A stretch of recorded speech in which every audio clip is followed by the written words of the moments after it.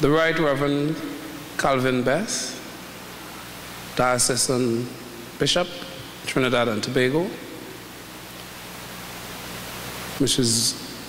Dawn Berkley,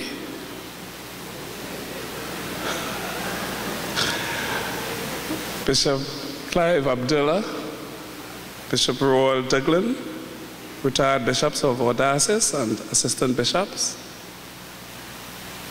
our feature speaker, Professor Robertson, Dean Sampson,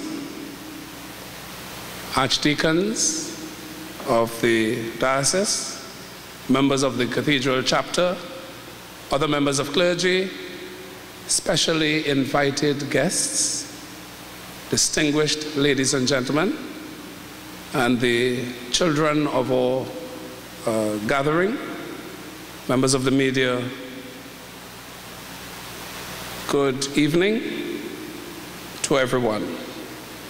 It is my good pleasure to welcome you to this spectacular event. And you can see that we are in, different hands. The decor, the lights, the smoke, and so on. There is some evidence here of youth at work. And of course, we have to adjust, and we are always adjusting to what life has to bring for us. You are welcomed here to the manifestation and a work in progress of an idea spurred on by one of our young members of the diocese, Miss Keisha Baisden. Out of many conversations, some debate and discussion, some persons believed that the idea was worth exploring. I had some other notes which I wanted to share, but I will just tell you what the idea was. There was, in the prayers for the daily office some weeks ago, there was an idea that there was no smith in Israel. So anytime Israel wanted to get their tools sharpened, they had to go down to the Philistines to have it done.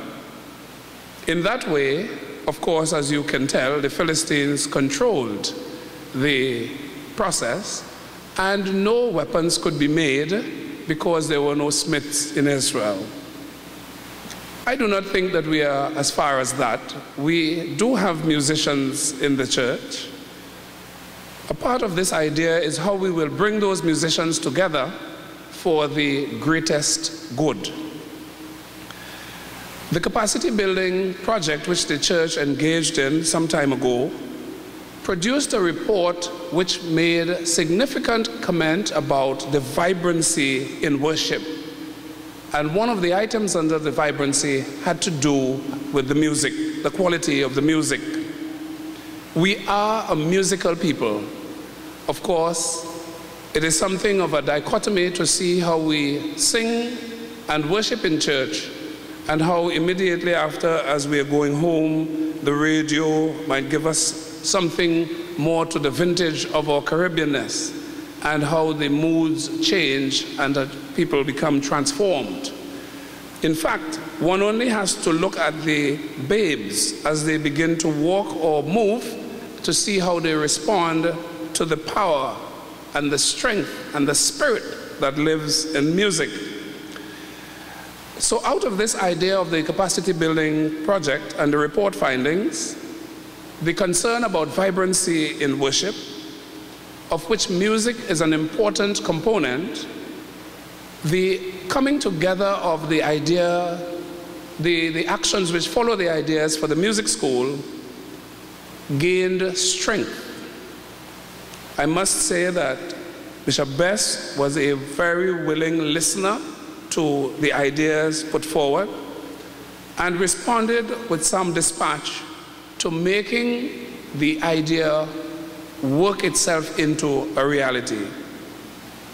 If you ask me some specific questions about what the music school is or otherwise, I may not be able to answer. But I stand here in faith that we will produce something of great value to our diocese. And not just the diocese in an Anglican sense, the diocese in a wider national sense.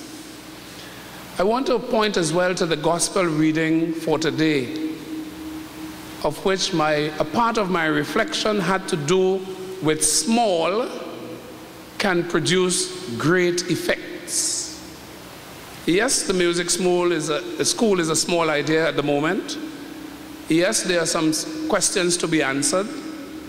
But the gospel gives us the idea of the mustard seed and the yeast or lump of leaven and what it is able to do. Small producing big, significant outcomes. In my own words, as I said, it's like a little axe cutting down a big tree. It is our hope then that your presence indicates to us support for the mission and the goals of our music school. The mission to develop the musical skills and talents of young persons in the Anglican diocese and communities in Trinidad and Tobago, and to promote a deep sense of Christian social responsibility, the mission.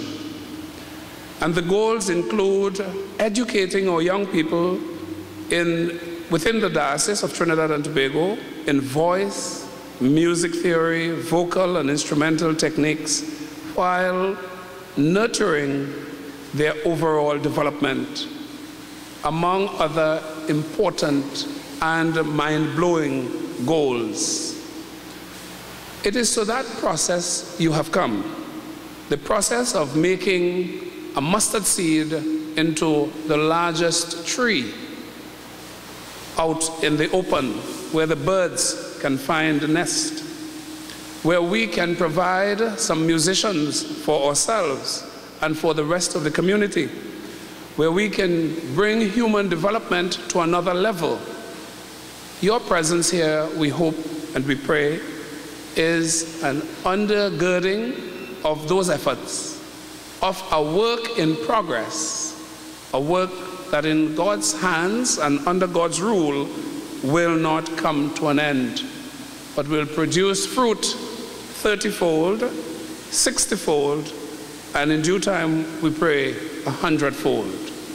It is my good pleasure on behalf of the Bishop of our diocese to welcome you to this launch of the music school and to signal our intention to draw upon your support in whatever way you are able to do so.